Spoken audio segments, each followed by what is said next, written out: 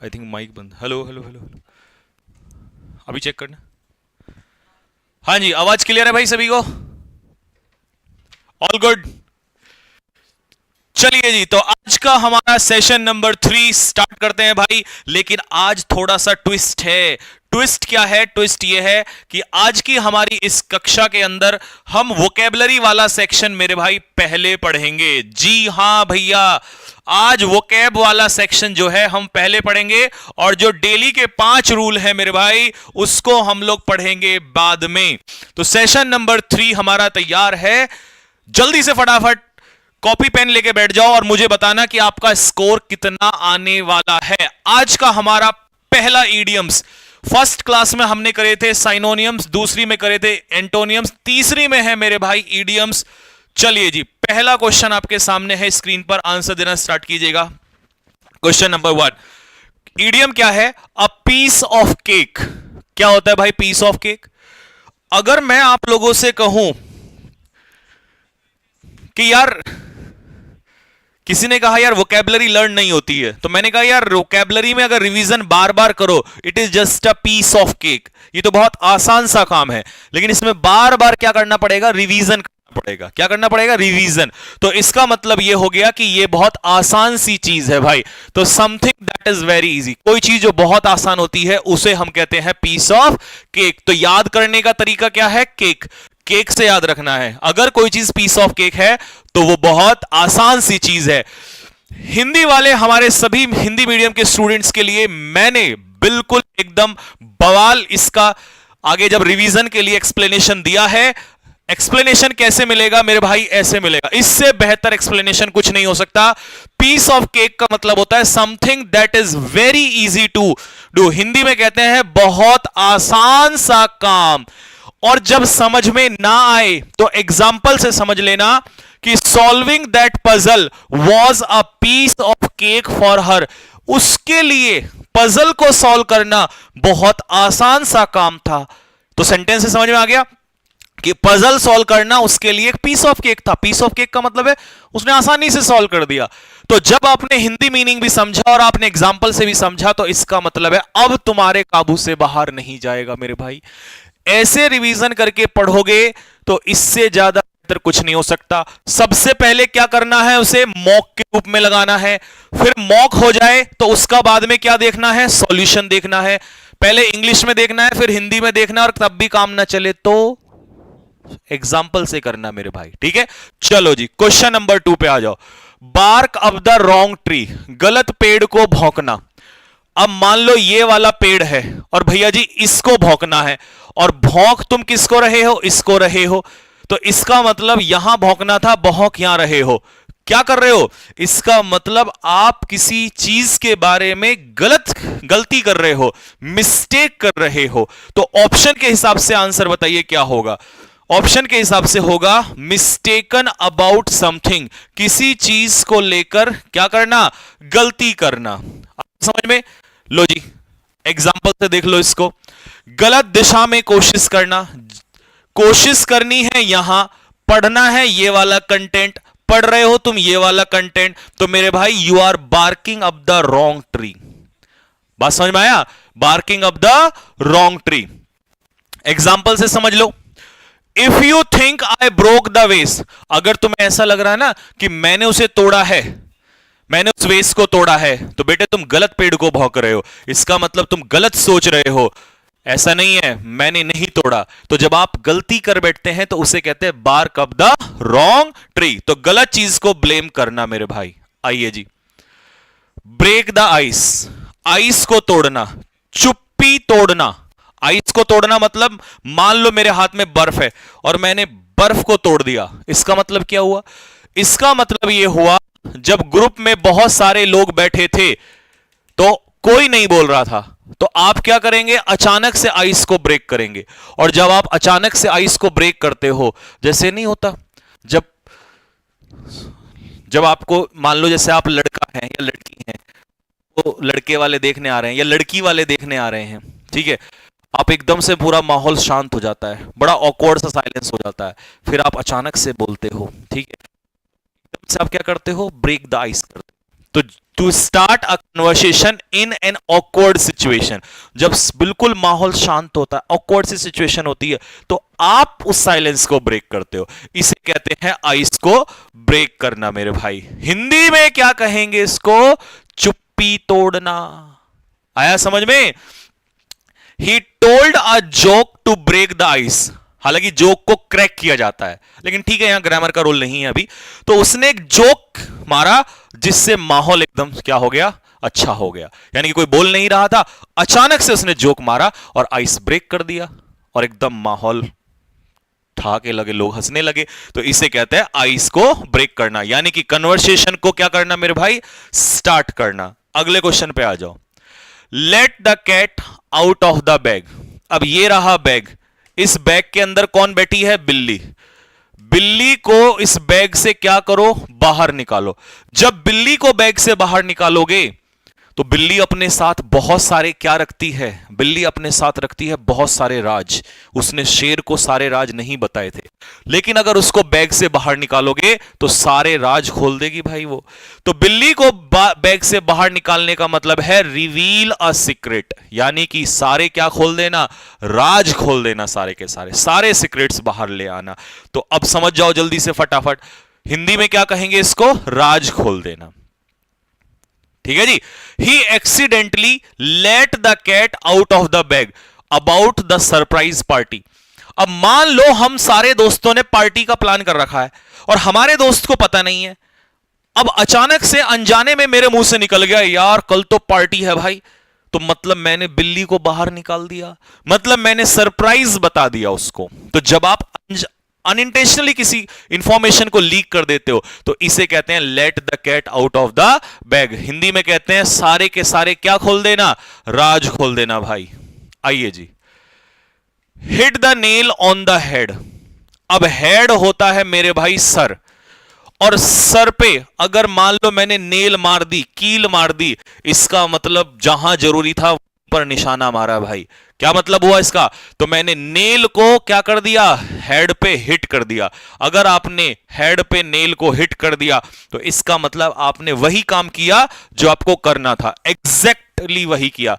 To do something exactly right, मतलब बिल्कुल उचित कार्य करना। क्या करना? बिल्कुल उचित कार्य, यानी कि जो काम करना था वही काम आपने क्या? हूबहू एग्जैक्टली वही काम किया। बिल्कुल सही बात कह देना, बिल्कुल सही काम करना। ठीक है। When she explained the issue, जब उसने उस मुद्दे को एक्सप्लेन किया, she hit the nail on the head, उसने उस मुद्दे को एक्सप्लेन करके एग्जैक्टली वही चोट मारी है जहां होनी चाहिए थी। उसने बिल्कुल सही बात बोली है, उसने झूठ नहीं बोला है, इसका मतलब। तो बिल्कुल सही बात बोलना, इसे कहते हैं हेड पे नेल को हिट कर देना। बात समझ में आ गई सभी को? चलिए जी अगले क्वेश्चन पे आ जाओ। अंडर द वेदर, सोचो क्या हो सकता है वेदर के अंडर। अब देखो वेदर क्या होता है भाई? मौसम। याद करने का तरीका, यार आजकल ना मौसम बदल रहा है और मौसम की मार ना हर कोई झेल रहा है, हर कोई मौसम की मार झेल रहा है। ठीक है। तो आपने कहा यार मैं भी मौसम की मार झेल रहा हूं, मुझे भी वेदर ने अपने अंडर में ले लिया। जब वेदर आपको अपने अंडर में ले लेगा ना, समझ जाओ आपका बीमार होना तय है मेरे भाई। तो तुम वेदर के अंडर आओगे या वेदर को अपने अंडर में लोगे? अब सोच लो जरा, गर्म पानी पीते रहा करो, आजकल बहुत दिक्कत हो रही है, बरसात में ऐसी होती है, थोड़ा सा जुकाम लगेगा 4 दिन बीमार हो जाओगे। तो वेदर के अंडर में आओगे तो इसका मतलब मेरे भाई बीमार हो जाओगे। याद करने का तरीका क्लियर है? याद रहेगा कि सर ने बताया था कि भाई वेदर के अंडर में नहीं आना, क्योंकि वेदर के अंडर में आ गए तो गया काम से, हो गया भाई बीमार तो भैया। ठीक है। तबीयत ठीक ना होना, बीमार हो जाना, हिंदी से बिल्कुल समझ में आ जाएगा आप लोगों को। ठीक है। I did not work today, आज मैंने काम नहीं किया क्योंकि I was feeling under the weather. क्योंकि मैं कैसा फील कर रहा था? Under the weather. मुझे ऐसा लग रहा था जैसे मैं बीमार हूं आज, इसलिए मैंने आज काम ही नहीं किया। ठीक है। चलो जी अगले क्वेश्चन पे आ जाओ। Kick the bucket, kick the bucket, kick the bucket. बचपन में याद कराता हूं आपको, याद करो बचपन में हमारी दादी क्या बोलती थी? अरे तू पागल है, चप्पल में लात नहीं मारते, कहती थी ना, चप्पल नहीं मारते खून होता है। ऐसे ही मान लो किसी दिन आपने बाल्टी में लात मारी धड़ से और बाहर फेंक के मारा, तो एकदम से कहते थे अपशकुन होता है ये सब चीजें। तो जैसे ही आपने चप्पल में या बाल्टी में या झाड़ू में लात मारी तो एकदम से बोलो यार ये तो अपशकुन है। और अपशकुन अगर इसमें कहीं दिख रहा है तो इसका मतलब समझ जाओ कि क्या खेल होने वाला है भाई, मृत्यु। तो जैसे ही किसी ने बाल्टी में लात अब मत मारना बेटे, ठीक है, नहीं तो ये वाला खेल हो जाएगा। ठीक, अब तुम में से एक दो निकम्मा ऐसा है मार के ही देखेगा, क्योंकि फौजी लोगों, फौजियों का दिमाग तो वही काम करता है, यही करूंगा अब तो मैं। ठीक है, तो किक द बकेट का मतलब होता है मृत्यु हो जाना। ठीक है, चलिए जी, एग्जाम्पल तो आसान ही है, जब ईडीएम ही आसान है तो एग्जाम्पल तो और भी आसान है। ठीक है, चलो, स्पिल द बीन्स, ध्यान से सुनो। अभी तुमने बैग में से क्या बाहर निकाली थी भैया जी? आपने अभी निकलवाई थी बिल्ली। ठीक है, अब तुम क्या कर रहे हो? अब तुमने जो बीन्स खाए थे ना, जैसी तुमने बीन्स खाए वो सारे के सारे बीन्स बाहर उगल दिए, मतलब जितनी जानकारी थी ना सारी बाहर उगल दी। तो जैसे ही तुमने बीन्स बाहर निकले इसका उगले, इसका मतलब है तुमने सारे राज खोल दिए। और जैसे ही तुमने राज खोले, जैसे ही तुमने बीन्स खाए, किसी ने कहा निकाल बेटे, सारे बीन्स बाहर निकाल दे, सारी जानकारी उगल दे अभी के अभी। ठीक है, तो बिल्ली को बाहर निकालोगे या बीन्स को बाहर निकालोगे, दोनों का मतलब है राज क्या कर देना? खोल देना। हिंदी में लिख दिया है राज खोल देना। ठीक है, ये भी वही सेम है कि उसने राज खोल दिए अबाउट द सरप्राइज प्लान। तो दोनों काम एक हो गए, बिल्ली बाहर जाएगी तो भी सेम, बीन्स बाहर निकलेंगे तो भी सेम। तो अब याद हो जाएगा आपको साथ के साथ ही। Once in a blue moon, देखिए मून होता है चांद, और ये चांद जब जब आता है समझ जाओ ये चांद की हरकतें ना अलग सी होती हैं। ठीक है, ज्यादातर चांद के केस में ना काल्पनिक बात सी रहती है। जैसे आप किसी की बढ़ाई करते हो, आप किसी को कहते हो हाय चांद कैसा टुकड़ा लग रहा भाई, वो कहते हैं ना भाई आज तो तू चांद जैसा लग रहा है, मतलब ख्याली पुलाव बना रहे हो बेचारे के खामा खा की, है ना। अब अचानक से दोस्त, अचानक से 2 महीने बाद लाइब्रेरी आया तो आप क्या कहोगे? और चांद कहां से निकला है आज ये चांद, है ना। तो इसका मतलब ये ईद का चांद है, क्योंकि वैसे तो चांद रोज निकलता है और ईद का चांद कभी कभी निकलता है। तो आपका दोस्त जब उस दिन लाइब्रेरी आया तो आपने कहा हाय मेरा चांद आज ईद का चांद कहां से निकला है। तो ईद के उस चांद को हम क्या कहते हैं? क्या कहते हैं भाई उसको? कभी कभार। ईद का चांद कब आता है? कभी कभार आता है। तो आप अपने दोस्त को कहना जब भी दोस्त आए, हाय मेरे चांद कहां से आया है तू आज इतने दिन बाद लाइब्रेरी, तू तो ईद का चांद है, नॉर्मल वाला नहीं है, ईद का, क्योंकि ईद का चांद कभी कभार निकलता है। ठीक है, तो ये होता है once in a blue moon. ठीक है, बहुत ही कम या कभी कभार। ही विजिट्स हिज होम टाउन, वो अपने होम टाउन जो है कभी कभार आता है।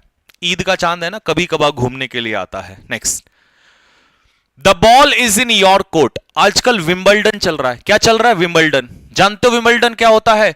विंबलडन बताइए, बताना जरा क्या खेला जाता है? विंबलडन किस के लिए यूज होता है? क्या खेलते हैं उसमें, बताना जरा। तो विंबलडन में कितने कोर्ट होते हैं? 2। Court number 1, court number 2। अब मैंने बॉल मारी तो बॉल चली गई इधर, जब बॉल इधर चली गई तो बॉल तुम्हारे पाले में आ गई। जब बॉल तुम्हारे पाले में आ गई तो इसका मतलब अब एक्शन तुमने लेना है। तो सोचो, जब आपको कोई ये कहे कि now the ball is in your court, it means you have to take the decision my dear. When the ball is in your court it means you have to take the decision. अब ball तुम्हारे पाले में है दोस्त, तो decision अब तुमने लेना है। तो इसका सही उत्तर क्या होगा? It is your turn to make a decision. ठीक है, चलिए जी, अब फैसला तुम्हारे हाथ में है। हिंदी में बिल्कुल लिख दिया है, हिंदी में जैसी पढ़ोगे एकदम फीलिंग आएगी मजे वाली। ठीक है, नेक्स्ट एग्जाम्पल में I have done my part, भैया मैंने अपना काम कर दिया है। Now the ball is in your court, अब बॉल जो है वो तुम्हारे पाले में है। बर्न द मिडनाइट ऑयल, बचपन में याद है, बचपन में हम डिविया से पढ़ते थे। डिविया लैंप होता था ना, लैंप होता था। ज्यादातर लोग क्या होते हैं 8-9 बजे सो जाते थे, लेकिन कुछ बच्चे ना रात के 12-12 बजे तक भी उन्होंने मिडनाइट ऑयल बर्न किया है, रात को भी दिया जलाया उन्होंने। और जिन लोगों ने, तुम भी आज भी तुम में से ऐसे लोग होंगे जो रात को दिया जलाते हैं, जो रात के 2-2 बजे तक पढ़ते हैं। जो आदमी रात को मिडनाइट ऑयल बर्न करेगा ना दोस्त, इसका मतलब वो कड़ी मेहनत करेगा। तो बर्न द मिडनाइट ऑयल का मतलब होता है रात तक काम करना, मतलब कड़ी मेहनत करना। तो आपको हिंट आ गया होगा यहां से, देर रात तक क्या करना? मेहनत करना। ठीक है, चलो जी, बाइट द बुलेट। अब बुलेट आपको पता है क्या होती है? क्या होती है बुलेट? बुलेट होती है गोली। गोली जहां लगेगी नाश कर देगी। लेकिन तुम इतने खतरनाक हो, तुमने बुलेट को भी काट दिया। बोला भाई हमसे खतरनाक थोड़ी ना है तू। देखा है कमांडो होते हैं, उसको भी चबा जाते हैं, ग्लास को भी, कांच को भी चबाना पड़ता है, ठीक है।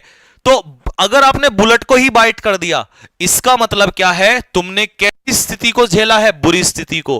और कैसे झेला है? बहादुरी से। जो आदमी बुलेट को बाइट कर सकता है ना, बुलेट को भी काट सकता है, उससे ज्यादा बहादुर आदमी नहीं हो सकता। देखा होगा आप लोगों ने जो कमांडोज होते हैं ना, हेलवीक, हेलवीक सुना? हेलवीक, वो वाला हेलवीक नहीं जो मैं पढ़ा रहा हूं, अच्छा लिया वहीं से ही है मैंने। लेकिन हेलवीक होता है, उसमें आपको कांच चबाना पड़ता है, कांच तक भी। बहुत खतरनाक ट्रेनिंग होती है उसके लिए। तो बाइट द बुलेट का मतलब होता है बहादुरी से सामना करना किसी चीज का, हिम्मत से मुश्किल को झेलना, ठीक है। चलिए जी, क्राई ओवर स्पिल्ड मिल्क। अब तुम एक बात बताओ, मान लो, सपोज करो मेरे हाथ में कोई दिया, वो सॉरी ये आ गई, मान लो ये बॉटल आ गई मेरे हाथ में, ठीक है। ये क्या है? धूप बत्ती का पैकेट है। अब ये दिया, ये आ गया मेरे हाथ में, बॉटल आ गई, इसमें दूध है। अब गलती से मेरा ध्यान इधर चला गया और ये छलक गया। इसका मतलब क्या हुआ? क्या ये वापस आ जाएगा? नहीं ना। अब मैं जो रो रहा हूं, मैं खामखा रो रहा हूं। इसका मतलब हुआ कि भैया upset about something that not be changed, यानी कि ऐसी चीज के बारे में रोना करना जिसको बदला नहीं जा सकता। तो इसे क्या कहेंगे? अब पछताए हो क्या जब चिड़िया चुग गई खेत। जो हो गया उस पर पछताना, इसे कहते हैं क्राई ओवर स्पिल्ड मिल्क, ठीक है भाई। चलो जी, डाइम अ डजन। डजन कितना होता है? 12। याद करने का तरीका बता रहा हूं आपको। डजन कितना होता है भैया? A dozen 12। अ डजन में हमने एक और लगा दिया, पहले तो अ डजन था 12। आ मतलब कितना होता है? 1। 12 में 1 जोड़ा तो कितने के इक्वल हो गया मेरे भाई? 13 के इक्वल हो गया। समझ में आ गया? अब सुनो ध्यान से, यहीं पर एक ईडियम आता है बेकर्स। क्या आता है? Baker's dozen. तो बेकर्स डजन, डजन कितना होता है? 12। बेकरी पे गए तो एक और जोड़ दिया तो क्या हो गया? 13। तो बेकर्स डजन कितनी संख्या होती है मेरे भाई? 13। क्लियर हो गया? अब उसने कहा डाइम अ डजन, तो 1 दर्जन केले खरीदने गए। 1 दर्जन केले जब तुम खरीदने गए तो आपने कहा भैया 1 दर्जन केले खरीदो। बहुत ही आम सी बात है, कोई बड़ी बात तो नहीं है। तो जब भी तुम 1 डजन लेने जाओ तो बस इतना फर्क याद रखना, अगर तुम बेकरी पे जाओगे तो बेकरी पे वो 1 फालतू देगा तुम्हें, तो इसका मतलब 13 हो जाएंगे। तो भैया बेकरी पे जाऊंगा तो 13 संख्या को बोलेंगे, और डाइम अ डजन यूज करोगे तो इसका मतलब बहुत ही कॉमन सी चीज, बहुत ही सस्ती सी, ठीक है। कैसी है भैया ये तुम्हारी shirt? Dime a dozen, very common and cheap, बहुत ही सस्ती सी है। हाँ जी, कहां से लाए हो? Baker's dozen.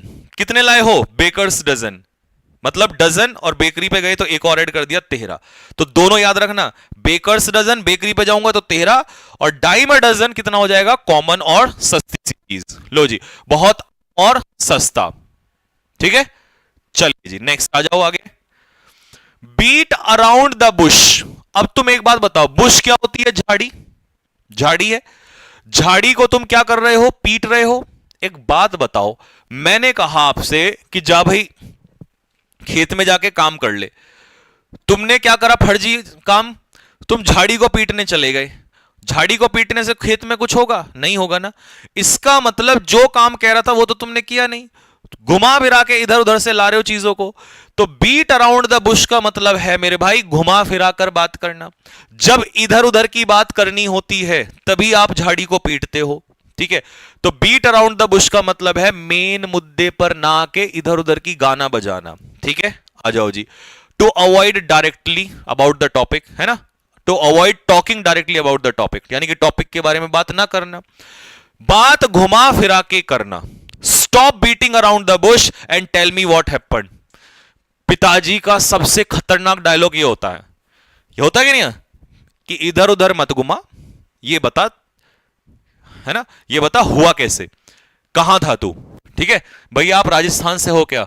हाँ भाई मैं राजस्थान से हूं। खंबागणी, खंबागणी भाई सभी को। Early bird catches the worm. देखो इसको सुनो, एक छोटी सी स्टोरी से सुनो। जो चिड़ियाएं सुबह उठती हैं आती हैं, इस एक छोटी सी कहानी है। एक बार क्या होता है, एक कौवा भगवान को गाली दे रहा होता है कि भगवान तू हमारे लिए कुछ नहीं करता और मुझे केंचुए मेरे लिए खाने के लिए नहीं है, खाने के लिए मुझे कुछ तो चाहिए। भगवान कहते हैं नालायक आदमी, तो उठता ही लेट है, मैं तो रोज वहां पर केंचुए डालता हूं। भगवान ने कहा एक काम करना, सुबह जल्दी उठना, 4 बजे उठना और तुझे केंचुए मिल जाएंगे। अब होता क्या है, कौवा जो है 4 बजे उठता है, केंचुए फिर नहीं मिलते वहां पर, फिर भगवान को गाली देता है, कहता है कि मैं तो 4 बजे गया था, तुमने फिर नहीं दिए। अब भगवान क्या करते हैं, भगवान उसको फिर बोलते हैं कि एक काम करना, तू कल आ जा, कल 3 बजे आ जा, तुझे केंचुए मिलेंगे। फिर कौवा जाता है, कौवा जाता है, उसको केंचुए नहीं मिलते, 2-4 मिलते हैं, फिर गाली देता है भगवान को, कहता है तुमने फिर मेरा बेवकूफ बनाया, मैं तो वहां गया था, 2-4 केंचुए मिले। तो भगवान ने कहा मिले तो ना, तो बोला 2-4 में क्या हो जाएगा, मुझे तो ज्यादा चाहिए। तो भगवान ने कहा एक काम कर, ज्यादा चाहिए तो और जल्दी आ, 2 बजे आ। कौवा फिर गया 2 बजे, देखा तो वहां पर फिर केंचुए इतने थोड़े से, इस बार थोड़े ज्यादा थे, लेकिन उससे काम थोड़ी ना हो रहा। अब कौवा जाके भगवान को खूब गालियां बरसा रहा है। भगवान ने कहा ओ नालायक आदमी, एक काम कर, एक आखिरी ऑप्शन है, तू जा और जाके वहां पर रात को बैठ जा, देख वहां पे क्या हो रहा है। कौवा चला जाता है भाई। कौवा जाके देखता है कि जब 12 बजे के आसपास की कहानी होती है, जैसे ही वहां पर भगवान का जो क्या कहते हैं जो चेला होता है, वो जैसे ही केंचुए डालने आता है, वैसे ही उसी समय पर कुछ चिड़ियाएं वहीं बैठी होती हैं। मतलब वो इंतजार नहीं कर रही है किसी का, क्योंकि उनको भूख ज्यादा है दोस्त, उनको इच्छा ज्यादा है, उनको अपने बच्चों को खाना खिलाना है, उनको मालूम है उसकी कीमत, अगर उन्होंने वो नहीं जागी रात को तो उनके बच्चे भूखे मर जाएंगे। इंसान की भूख, इंसान की इच्छाएं अगर बड़ी हों तो मेहनत दोस्त इतनी करनी पड़ जाती है कि कोई इंसान सोच भी ना सके। कौवे ने सोचा तक नहीं था कि ऐसा हो सकता है। कौवा आंख खुल गई, भगवान के पैरों में पड़ गया जाके, भगवान माफ कर दो, आज के बाद इस जीवन में ना शिकायत नहीं करूंगा। मुझे समझ में आ गया कि देरी से जागने वाले को उतना ही मिलता है जितना रात भर देरी से उठने वाले को उतना ही मिलता है जितना कि रात भर जागने वाले से बच जाता है। तो याद रखना दोस्त, जब तुम्हें ऐसा लग रहा होगा ना कि बस मैंने बहुत मेहनत कर ली, कोई तुमसे भी ज्यादा मेहनत कर रहा होगा, किसी ने रातों की रातें काट दी होंगी, तुम्हें लगता है कि तुम मेहनत कर रहे हो, तो अगर तुम्हारी इच्छाएं बड़ी है ना, तो इसका मतलब मेहनत भी ज्यादा करनी पड़ेगी। तो अगर तुम्हें क्या कहा यहां पे, अर्ली बर्ड, जो जल्दी उठेगा वही कीड़े खाएगा। इसका मतलब यह है सक्सेस उनको मिलती है जो जल्दी काम करते हैं, जल्दी एक्शन लेते हैं। आया जीवन में, नहीं भूलोगे अब तुम इसको। आया समझ में? कमेंट बॉक्स में दिल मारो फेंक के अगर जल्दी से मजा आया तो। लो जी अगला, हिंदी में भी देख लो, जो जल्दी काम करते हैं उनको फायदा होता है। ठीक है, next, don't count your chicken before they hatch. Don't count your chicken before they hatch. एक बार क्या हुआ, एक मैच चल रहा था, उस मैच में क्या हुआ कि भैया, उस मैच में क्या हुआ, एक लास्ट बॉल थी, ठीक है, लास्ट बॉल पे बैटर ने मारा शॉट। अब शॉट जैसी हवा में गया, वो कैच पकड़ लिया। जैसी कैच पकड़ा तो भाई वो जो बॉलर था ना, उसने ऐसे टी शर्ट उतारी और यूं घुमा के ऐसे, और उसके सामने बैट्समैन के सामने ऐसे यूं यूं यूं यूं करने लगा, और भाई ऐसे चिढ़ाने लगे उसको, है ना, कि भाई जीत गए। अचानक से एम्पायर साहब घूमे और एम्पायर साहब ने बोला नो बॉल। और जैसी उसने दोबारा बॉल फेंकी ना, तो उस बॉल पे छक्का था और हमें 4 ही रन चाहिए थे। इसका मतलब समझे क्या हुआ? जीवन में जब तक आप श्योर ना हो जाओ, जब तक सफल ना हो जाओ, उससे पहले खुशी नहीं मनानी चाहिए। Don't count your chicken. पहले से पहले इतनी मुर्गी, इतने अंडे आएंगे, इतने अंडे आएंगे, है ना, अंडे से उसने से नहीं है, तुम पहले से ही खुशी मना रहे हो। तो डोंट काउंट योर चिकन, पहले ही मुर्गे मत गिनो। बिफोर दे हैच, अंडे फूट भी सकते हैं। तो इसी को तो कहते हैं don't plan before you are sure. ठीक है, काम होने से पहले खुश मत होना दोस्त, कभी भी स्थिति पलट सकती है, कभी भी कुछ भी हो सकता है। ठीक है, चलो जी। Every cloud has a silver lining. अब क्लाउड जो है वो बादल, और बादल यहां पर समस्या के रूप में दिखाया गया है, लेकिन उसके पीछे, हर बादल के पीछे आपने देखा होगा जो लाइन होती है वो सिल्वर लाइनिंग होती है। इसका मतलब है हर मुसीबत के पीछे एक सवेरा होता है, हर रात के पीछे एक सवेरा होता है, हर बादल के पीछे एक सिल्वर लाइनिंग होती है, हर मुसीबत के पीछे एक अच्छा समय होता है। इसका मतलब every problem has a solution मेरे भाई, हर प्रॉब्लम का क्या होता है, एक समाधान होता है। बात क्लियर है सभी को? चलो जी अगले क्वेश्चन पे आ जाओ। Action speaks louder than words. अब आपने सुना होगा कि action speaks louder than words, कि जबान चलाने से कुछ नहीं होगा, मुंह चलाने से नहीं होता, काम करने से होता है, काम बोलता है। तो इसका क्या मतलब हुआ, वॉट यू डू, जो तुम करते हो वो ज्यादा इंपॉर्टेंट है देन वॉट यू से, जो तुम कहते हो उससे ज्यादा इंपॉर्टेंट है करना। तो जबान चलाने से ज्यादा इंपॉर्टेंट है काम। बातें नहीं, काम असली मायने रखता है। बातें तो दुनिया बहुत करती है, काम बोलना चाहिए, काम, काम मायने रखता है, बातें मायने नहीं रखती दोस्त। When pigs fly, कमाल की बात है, यह क्वेश्चन एसएससी में भी पूछा, और ये रिसेंट, अभी तुम्हारे रिसेंट एफकेट का एक एग्जाम है वहां भी पूछा है। ये बहुत यूज हो रहा है, और वो दिन दूर नहीं है जब एनडीए में फंस जाएगा, याद रखना दोस्त। मैंने इसका एग्जाम्पल भी समझाया था बच्चों को, तुम्हें भी समझा रहा हूं, सुनो ध्यान से। When pigs fly, अब पिग होता है, बताओ कौन? सही, जो तुम बोल रहे वही होता है। पिग्स होता है पाकिस्तान, ऐसे रिलेट करके समझाऊंगा कि पूरी जिंदगी नहीं भूलोगे मेरे भाई। पिग्स होता है पाकिस्तान, और पाकिस्तान कभी उड़ नहीं सकता। जब इसका मतलब है कि पाकिस्तान कभी उड़ सकता है, बोला भैया नहीं उड़ सकता। जब पाकिस्तान कभी उड़ नहीं सकता तो इसका मतलब क्या है कि काम असंभव है, काम असंभव है। सुअर उड़ सकता है? नहीं उड़ सकता। पाकिस्तान उड़ सकता है? नहीं उड़ सकता है। आया समझ में? तो इसका मतलब है इट विल हैपन सून, नहीं। इट इज फनी सिचुएशन, नहीं। एनिमल आर इन्वॉल्व, नहीं। इसका मतलब है इट इज इंपॉसिबल। हाँ भाई, ये काम होगा, कब होगा? व्हेन पिग्स फ्लाई, जिस दिन पाकिस्तान उड़ेगा।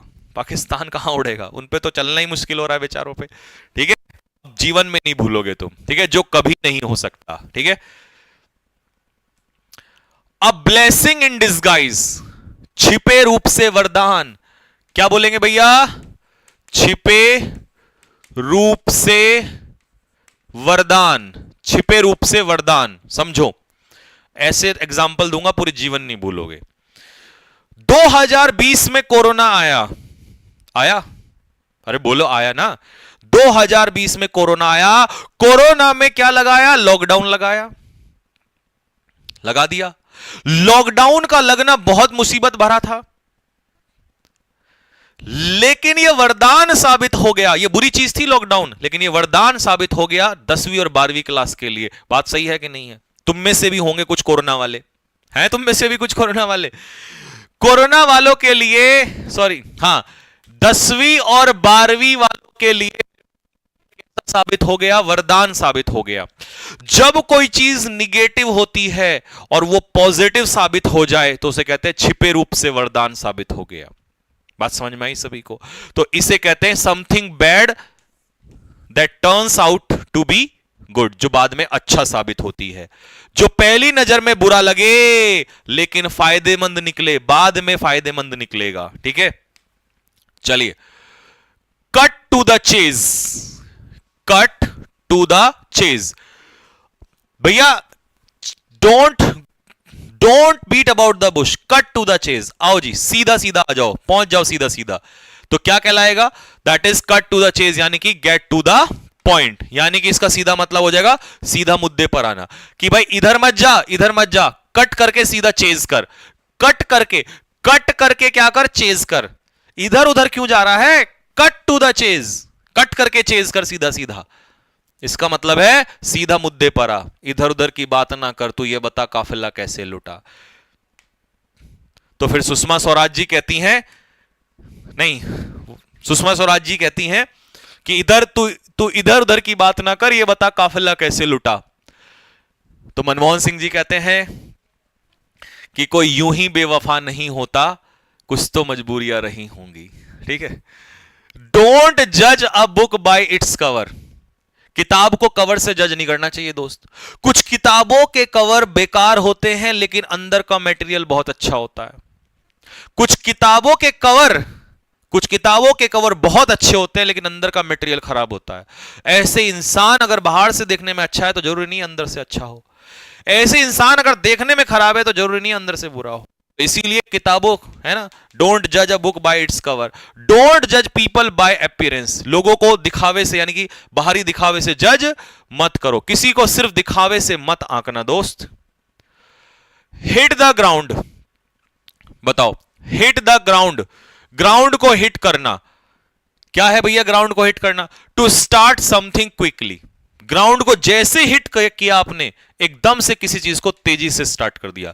जैसे उसेन बोल्ट क्या करता था? ग्राउंड को तेजी से हिट करता था, बहुत तेजी से निकल जाता था। तो when you hit the ground you start something quickly. आप किसी चीज को तेजी से करते हो। ठीक है, जोश और तेजी से किसी काम को शुरू करना। इन the heat of the moment, in the heat of the moment. अब अचानक से क्या होता है, जब आप किसी काम को इन the heat of the moment कहते हो तो कहते हैं ना भाई तो गर्म था, जोश में था। तो जब आप जोश में किसी काम को करते हो तो इसे कहते हैं हीट में काम कर दिया भैया, in the heat of the moment. Acting impulsively due to strong emotions, क्योंकि आपके इमोशंस बहुत ज्यादा होते हैं, इस वजह से आप उस काम को कर देते हो। ठीक है जी, तो ले लीजिए, गुस्से या भावनाओं में बिना सोचे कुछ कर देना। होते ना भावनाओं में बह के हम कुछ भी कर जाते हैं, तो इसे कहते हैं गुस्से या भावनाओं में। मेरे भाई कैसा लगा जल्दी से बताओ फटाफट। 25 के 25 मैंने आज आपको रिलेट कर दिए हैं। अब तुम्हें बस एक बार रिवाइज कर लेना, हिंदी वगैरह इससे पूरा याद हो जाएगा। ठीक है, 25 के 25 ईडियम आपको रिलेट करके बता दिए हैं। अब आते हैं आज की सबसे खतरनाक कहानी के ऊपर। वो चीज जो इस समय ताबड़तोड़, लो भाई अब ध्यान से सुनना भाई, ध्यान से सुनो। कहानी क्या है, आज का पहला रूल बताता हूं आज आपको। पेपर में आपसे क्वेश्चन फिक्स पूछा जाता है। ऐसी कौन से वर्ड हैं जिनके पीछे फिक्स प्रेपोजिशन फ्रॉम आती है? कौन कौन से वो वर्ड हैं जिनके पीछे फिक्स प्रेपोजिशन फ्रॉम आती है? बताओ जरा, कमेंट बॉक्स में मुझे लिख के बताओ जल्दी से, कौन कौन से वो वर्ड हैं जिनके पीछे फिक्स प्रेपोजिशन फ्रॉम आती है? इधर मत देखना, बताओ, लिखो फटाफट जल्दी से। कौन कौन से वो वर्ड हैं जिनके पीछे फिक्स प्रेपोजिशन फ्रॉम आती है? मजा आ गया सर, अभी तो मजा और आएगा। आओ जरा इधर देखो, सबसे पहले जो आपके पेपर में पूछता है सफर। ठीक है, और बताओ जल्दी से, और कौन कौन से वर्ड हैं? एब्स्टेन। और बताओ जल्दी से कौन कौन से वर्ड हैं? रिफ्रेन। और बताओ कौन कौन से वो वर्ड हैं? प्रिवेंट। बोलो बोलो जल्दी से फटाफट, बहुत बढ़िया। और बताओ भैया, डिफरेंट। और ये तुम भी जानते हो, ये तुम्हें भी पता है कि पेपर में यही वाले पूछता है, यही वाले आएंगे, यही वाले आएंगे, यही वाले आएंगे, यही वाले वो पूछता है। तो इसीलिए हमने आज का पहला कॉन्सेप्ट मेरे भाई तैयार करके तुम्हें दिया है, वो वाले वर्ड जो तुमसे पूछेगा पेपर में, इससे बाहर तुम्हारे तो पेपर में नहीं जाएगा दोस्त, तुम्हारे पेपर में इससे बाहर नहीं जाएगा दोस्त, याद रखना। क्या है सुन लो जल्दी से, जो जो वर्ड यहां पर आ रहा है उसको कमेंट बॉक्स में स्पैम करो, याद हो जाएगा जल्दी से। भैया सफर के पीछे लगता है प्रेपोजिशन फ्रॉम, जैसे suffer from disease, suffer from fever. Prohibit के पीछे लगता है फ्रॉम, प्रोहिबिट का मतलब होता है किसी को कोई काम करने से रोकना। डिबार, डिबार मतलब प्रिवेंट, किसी को कोई काम करने से वंचित कर देना, रोक देना। प्रिवेंट का मतलब भी यही होता है किसी को कोई काम करने से रोकना। एब्स्टेन का मतलब होता है परहेज करना। क्या करना? परहेज। डॉक्टर ने कहा कि भैया abstain from fast food, fast food से क्या रहो? दूर रहो फास्ट फूड से, फास्ट फूड मत खाया करो, ये चाउमीन बर्गर। रिफ्रेन का मतलब भी बचना ही होता है, जैसे किसी को गलत बोलने से बचना, अपशब्द बोलने से बचना, बचा करो ये सब चीजों से। फ्री फ्रॉम, किसी चीज से मुक्त हो जाना। डिफरेंट मतलब किसी से अलग होना, जैसे you are different from me, तुम मुझसे अलग हो। I am different from you, मैं तुमसे अलग हूं। वेरी इंपॉर्टेंट, यही तो पूछा था, यही वाला आया था, यही वाला मेरे भाई, यही वाला एक्सोनरेट। एक्सोनरेट का मतलब होता है भाई, बताओ जल्दी से, इसका तो वोकैब भी आता है। एक्सोनरेट का मतलब होता है फ्री फ्रॉम ब्लेम, किसी को आरोप से बरी करना, इसे कहते हैं एक्सोनरेट करना। तो ये अपने पीछे प्रीपोजिशन कौन सी लेता है? फ्रॉम लेता है। डेविएट, रास्ते से भटकना, डेविएट फ्रॉम द पाथ। कुछ बच्चे देखे होंगे आजकल आपने, गांव वगैरह में ड्रग्स लेने लगते हैं, वो अपने रास्ते से भटक जाते हैं, ठीक है, तो डेविएट के पीछे फ्रॉम लगेगा। लो जी भैया, और लो, ये भी तीनों चारों लिखना। एलूफ का मतलब होता है किसी से दूर रहना, एलूफ फ्रॉम, किसी से दूर रहना। एस्केप फ्रॉम, बचना किसी चीज से। रिकवर फ्रॉम, किसी चीज से रिकवर होना, बीमारी से रिकवर होना, ठीक है। एग्जेम्प्ट फ्रॉम, जैसे फीस माफ कर देते हैं ना, फीस में कंसेशन दे देते हैं, तो आपको फी क्या कहते हैं? फी एग्जेम्पशन हो गया। तो एग्जेम्प्ट का मतलब होता है छूट दे देना, उसमें भी छूट दे देना। आगे समझ में? तो ये 13-14 वर्ड आप लोग लिख लेना, ठीक है, आपके एग्जाम के लिए इतने ही सफिशिएंट है। ठीक है भाई, बात क्लियर हो गई सभी को? बहुत बढ़िया, शाबाश जी। लो जी भाई, अब पेपर में क्वेश्चन आपको ऐसे दे देगा, द पेशेंट वॉज सफरिंग, यहां पर गलती दे देगा और यहां पर आ जाएगा preposition from. The doctor asked me to abstain from fast food, तो डॉक्टर ने मुझसे कहा कि मैं फास्ट फूड से क्या रखूं? परहेज रखूं। हालांकि डॉक्टर ने कुछ साल पहले मेरे को कहा था ये बात कि भैया फास्ट फूड छोड़ दो तुम, तो मैंने तो छोड़ ही दिया, ठीक है, बस छोले भटूरे खाता हूं मैं 2 महीने में एक बार।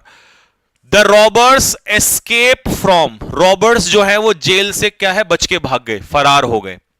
Nobody can prevent you from achieving your goal, तो कोई भी तुम्हें नहीं रोक सकता आपका गोल अचीव करने से। ठीक है भाई, तो पहला रूल आज का डन हो गया मेरे भाई। रूल नंबर 1 कैसा लगा? दिल मारो फेंक के भैया, एकदम चोट बिल्कुल। देखिए, यूं तो करने को हजारों चीजें हैं, लेकिन चोट वहीं लगेगी रोजाना जहां पर एग्जामिनर अपने दिमाग में कुछ छुपाए बैठा है। और अगर इनसे बाहर उसने दिया, अगर इनसे बाहर उसने दिया, तो आसान नहीं होगा पकड़ना जल्दी।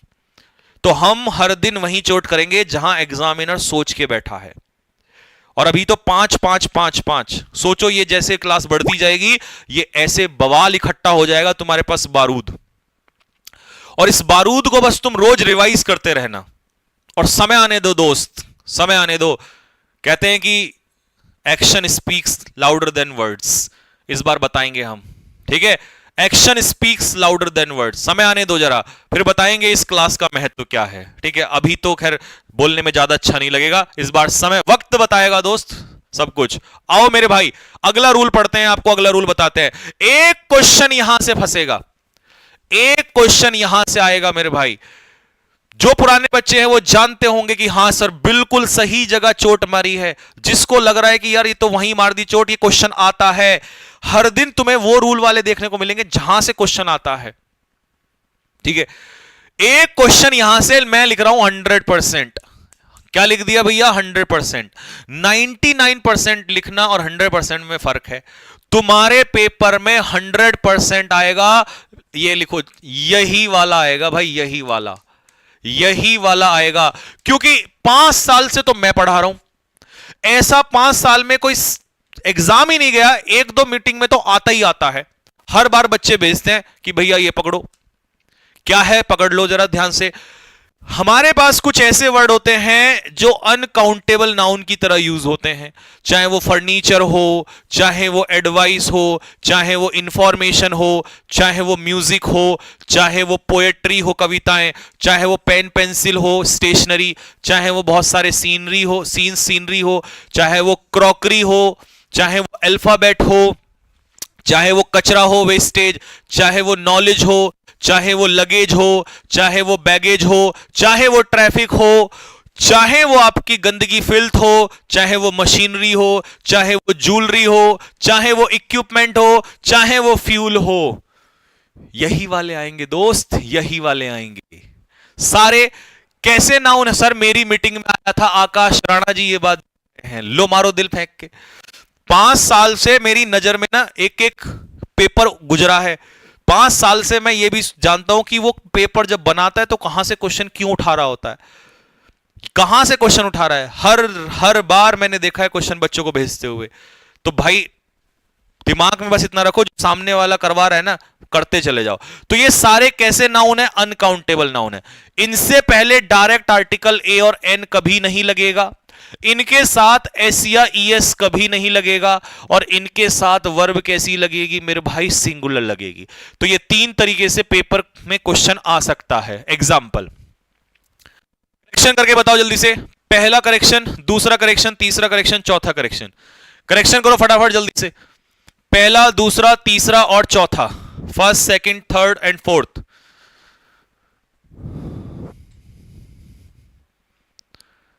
हर्ष शुक्ला जी कह रहे हैं विधायक जी सिस्टम फाड़ देंगे। तुम्हारा तो वैसे ही नाम विधायक जी है भाई।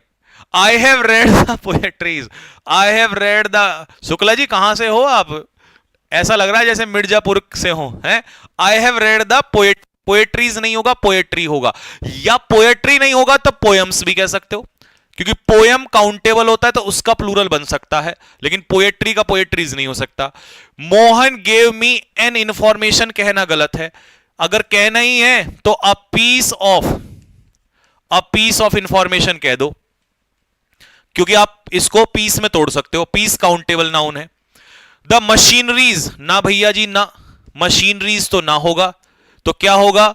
मशीनरी होगा, और आर की जगह क्या होगा? इज होगा। There is much traffics, traffic uncountable ना होता है तो ट्रैफिक में एस नहीं लग सकता, ये हो जाएगा भैया। ऐसा क्वेश्चन में पेपर आएगा इस तरीके से। बात में मजा आया हो तो दिल निकाल के फेंको जल्दी से, फटाफट जल्दी बाहर निकालो, जल्दी जल्दी जल्दी जल्दी फटाफट, बहुत तेजी से बोलो फटाफट भैया जी। एकदम ही क्लियर हो गया? क्लियर हो गई बात?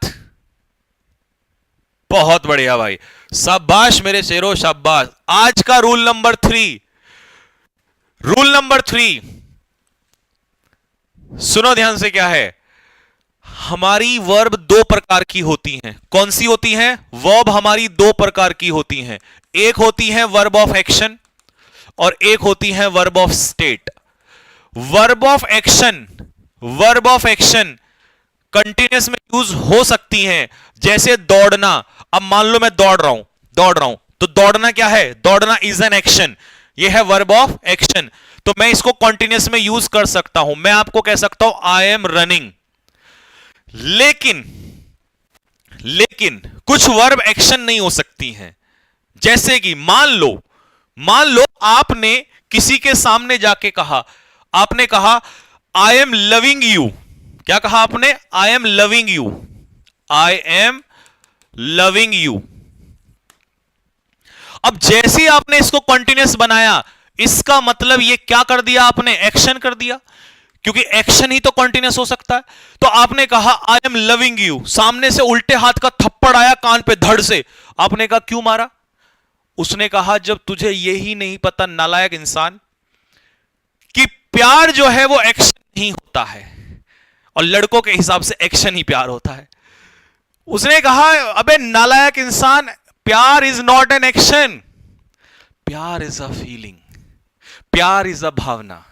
प्यार नालायक इंसान, भावना होती है, फीलिंग होती है। और भावनाओं को एक्शन में कैसे तब्दील कर दिया?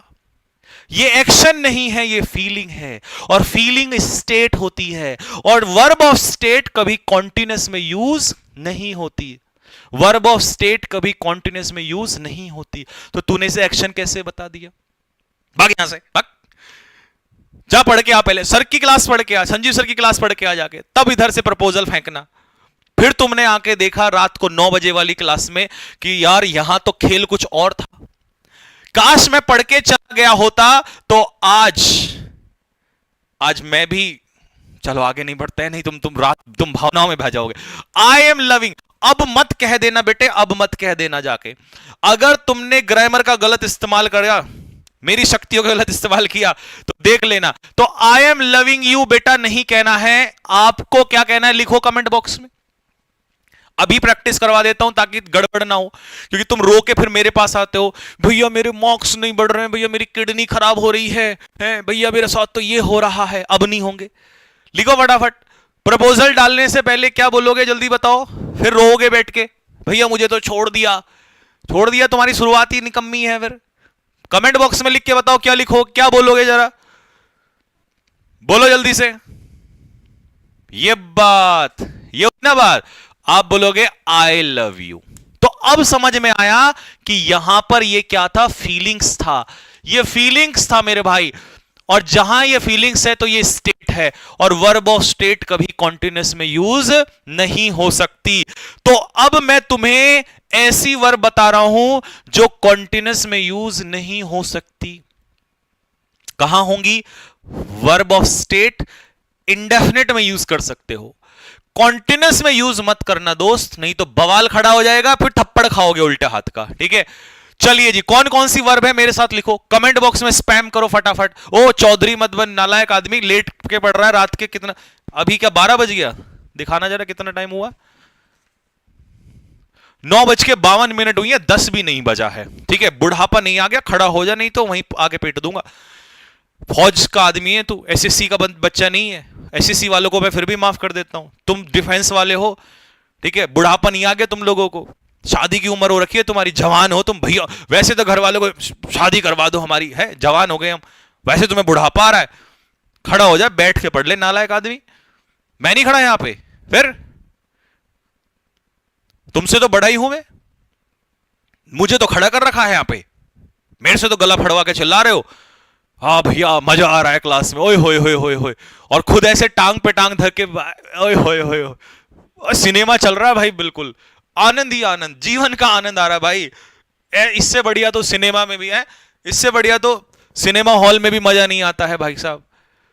बैठ जा, खड़ा हो जा, वीआईपी है ना, वीआईपी सीट ले रखी है बिल्कुल। नालायक, लिखिए कमेंट बॉक्स में स्पैम कर फटाफट जल्दी से। नंबर तो मांग लोगे इस कमेंट बॉक्स में तुम लोग। अभी आने से पहले देख रहा था वहां लगे पड़े हो, वो आप भी करती हो सर की क्लास, आपने भी बैच लिया है, चाहे लिया ना हो खुद ने, मैंने नहीं, उसने कहा नहीं नहीं अभी सोच रही, मैंने लिया है, मैंने लिया नहीं है भाई साहब ने, ना ना लिया नहीं है, लेकिन अब ले लेगा, तो लगा पड़ा है वो, मैंने लिया है। और वो मुझे यादव जी दिखा रहे थे, सर देखना है ये बच्चे ऐसे निकम्मे हैं, उम्र है ना बेटे तुम्हारी अभी। तुरंत एकदम रेस्पॉन्स दे दिया भाई ने, मैंने लिया है, और अब लिया नहीं होगा तुरंत ले लेगा। और वहां लगा होगा नहीं मैंने लिया है, आप मेरे से ले लो ना, मैं आपकी आईडी मैं शेयर कर दूंगा, और चाहे खुद ही दिलवाना पड़ जाए अभी दे देगा। वैसे सर बैच लाइव नहीं, रिकॉर्डेड रिकॉर्डेड भी दे दो, हाय पैसे नहीं, अभी लाएगा, अभी पैसे लाएगा, अभी अरे 400 कुछ भी नहीं है, इतना तो मेरा रोज का खर्चा है। आप बताओ जरा, आपको भी बैच दिलवाता हूं। तुम्हें क्या लगता है हमें नहीं पता तुम्हारी हरकतें? सब पता है बेटे तुम्हारी हरकतों का, नालायक आदमी। कमेंट बॉक्स में स्पैम करो फटाफट। कौन कौन सी वर्ब है? ओन मालिक होना, बिलोंग, हैव का मतलब यहां पर रखना है, खाना पीना नहीं, वहां कंटिन्यूस हो सकता है। अंडरस्टैंड प्रतीत होना, जानना, नफरत करना, प्यार करना, कल्पना करना, विश्वास मतलब मानना, believe, taste, smell, feel, keep, possess, और बहुत सारी हैं, लेकिन तुम्हारे एग्जाम के लिए इतनी ही आती हैं, मतलब यही मेन है, इन्हीं में से आया है आज तक पेपर में। ठीक है, तो भैया we can not use such verbs in continuous tense, ऐसी वर्ब को हम कॉन्टिन्यूस टेंस में यूज नहीं कर सकते। लो जी भाई, अब इनका करेक्शन करके दिखाओ, करेक्शन करके दिखाओ, यहां पर बैठ के जरा लिखो कमेंट बॉक्स में, लिखो जल्दी फटाफट।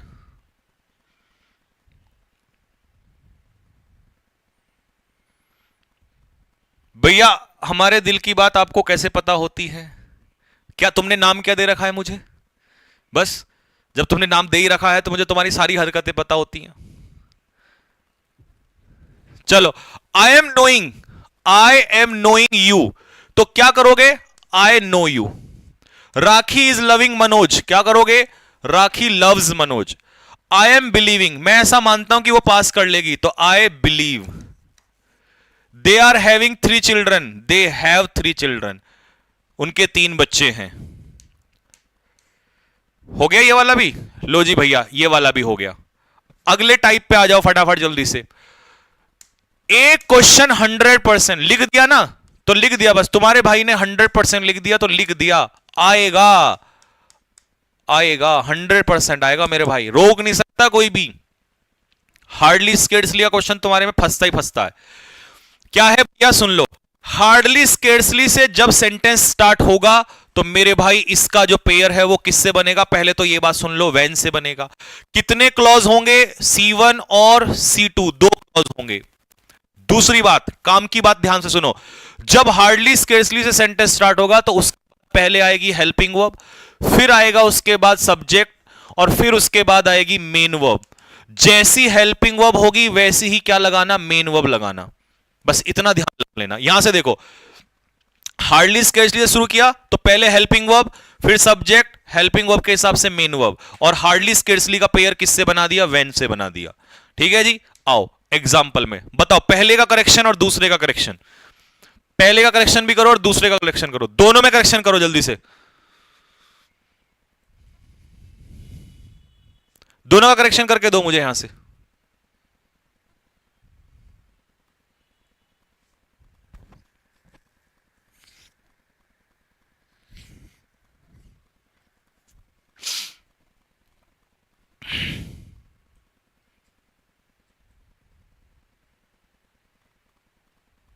करेक्शन करो, बताओ क्या बेटा?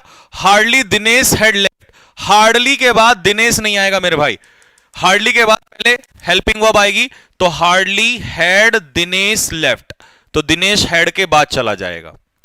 स्केर्सली के बाद हैड यहां पर सही है, हैड के बाद सब्जेक्ट अंश थापा सही है, और हैड के बाद ये वर्ब की थर्ड फॉर्म ये भी सही है। तो गलती कहां है बे? गलती कहां दिखाई दे रही है? हार्डली हैड हैड अंस्थापा reach the cinema hall then the movie start. आय हाय हाय हाय, कहां गलती दिखाई दे रही है बताओ? इस बार उसने देखो, इसमें तो इन्वर्जन में पंगा दे दिया था, यहां इन्वर्जन ना देके यहां पर आपको कोरिलेटिव कंजक्शन में पंगा दे दिया, दे दिया ना। लो भैया, आज की हमारी कक्षा का अंतिम अंतिम अंतिम अंतिम अंतिम आज की हमारी इस महफिल का अंतिम प्रश्न सुनो मेरे दोस्त। लो भाई ध्यान से सुनना दोस्त, बड़े काम की बात है। क्या है कॉन्सेप्ट? इसको पिक्चर मेथड से समझाता हूं। देखो, जब भी कभी पास्ट में आपको टाइम दिया हो, क्या दिया हो? पास्ट में टाइम दिया हो, ठीक है, जब भी कभी पास्ट में टाइम दिया हो और उसी टाइम में आपसे एक्शन करवाए, तो दोस्त कौन सा टेंस यूज होगा? Past indefinite. कौन सा होगा? Past indefinite. पास्ट में जब भी टाइम दे दे, last Monday, last Sunday, last morning, last evening, last month, last year, yesterday, ago, तो ये सारे पास्ट के तो टाइम होते हैं। इनको मैंने यहां लिख दिया है, ये दे दो, yesterday, ago, last week, last year, last month, in 2010, in 1940, ये सारे पास्ट के टाइम है। जब भी पास्ट का टाइम ऐड कर देगा तो मेरे भाई एक ही टेंस आएगा, पास्ट इंडेफिनिट। कौन सा टेंस आएगा? पास्ट इंडेफिनिट टेंस आएगा। बताओ, तीनों क्वेश्चन का आंसर बताओ जल्दी से फटाफट। क्या करेक्शन होगा पहले वाले में? यहां पर उसने दिया हिंट, ये रहा 2 साल पहले, 2 years ago, तो पास्ट इंडेफिनिट आना था। अच्छा, कुछ बच्चे ना ज्यादा तेज बन के पता क्या करते हैं? हेड पास्ट कर देते हैं। मतलब जब पास्ट में टाइम दिया होता है तो पास्ट परफेक्ट भी नहीं लगता है, हेड भी काटना पड़ेगा। सीधा वर्ब की second form past indefinite. Yesterday दे दिया तो पास्ट इंडेफिनिट, हैव को काटो, गॉन भी काटो, सीधा वर्ब की second form past indefinite. Last month दे दिया तो बाइज का सेकंड फॉर्म क्या करना पड़ेगा? बॉट। बाय का सेकंड फॉर्म होता है बॉट। खत्म मेरे भाई, आज की कहानी बस यहीं तक थी मेरे भाई।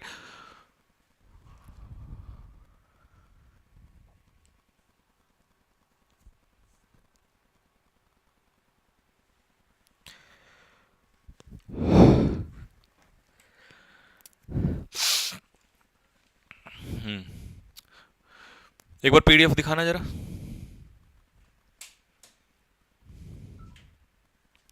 पीडीएफ खोलो।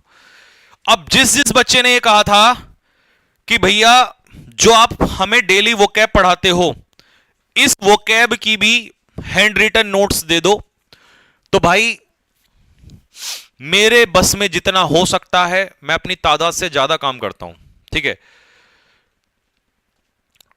जितना मेरी बस में होता है ना, उससे बहुत लिमिट से फालतू ही काम करता हूं मैं, ठीक है। और हर संभव कोशिश करता हूं ताकि आपका बर्डन कम हो। तो क्योंकि वोकैब के नोट्स बनाने में आपको टाइम लग रहा था, तो मेरे भाई मैंने ग्रामर भी करवा दिया है। जैसे ही अभी, मतलब ये तो 24 घंटे बाद मिलता है, जैसे ही आप जाओगे रिपीटर्स बैच के अंदर, वैसे ही तुम्हें ग्रामर के भी नोट्स मिलेंगे, और आज से मतलब अब वोकैब के भी नोट्स मिलेंगे। इसको भी लिखने की जरूरत नहीं है, बस तुम्हें क्या करना है, रिवाइज करना है। और इतनी सुंदर हैंडराइटिंग में है कि तुम्हें ना मोहब्बत हो जाएगी नोट्स से। खोलना जरा, बड़ा करना इसको। बड़ा कहां से होगा, थोड़ा सा बड़ा कर दो, देखो, बस बस, ठीक है भाई। अगर तुम्हें नोट से मोहब्बत ना हो, मेरे नाम बदल देना। जो कल मैं जैसे जो भी पढ़ाऊंगा उसका प्रॉपर नोट्स दे दिया है। जैसे ये कल वोकैब था ब्रोक, तो उसके सिनोनियम भी लिख दिए हैं, हिंदी में भी लिख दिया है, ऑप्शन के भी एक्सप्लेनेशन हिंदी में भी दे दी और इंग्लिश में भी दे दी, और जो उसका आंसर है उसे हाईलाइट भी कर दिया कि भाई इसका गरीब का उल्टा होता है एफ्लुएंट, और इसको भी एफ्लुएंट एक्सप्लेन कर दिया। तो मतलब दिक्कत ही नहीं है, बस कहानी खत्म। बस रिवीजन करो, क्लास करी, उसके बाद अपना रिवाइज करो और ऐश करो, मौज करो। लिस्ट लगा देंगे इस बार, आउट ऑफ आउट रिकॉर्ड तोड़ देंगे इस बार, ठीक है। चारों तरफ से प्रहार हो रहा है इस बार, ठीक है। इस बार आर या पार, बस एंड गेम, ठीक है। तो जैसी क्लास खत्म होती है उसके तुरंत बाद ही आपको रिपीटर्स बैच के अंदर एज इट इज मिल जाएगा, ठीक है, कैडी डिफेंस एकेडमी एप्लीकेशन पे। ओके, चलिए तो बस यहीं तक रखते हैं, मिलते हैं आप लोगों को कल 9 बजे रात को। तब तक के लिए सभी को मेरी तरफ से जय हिंद।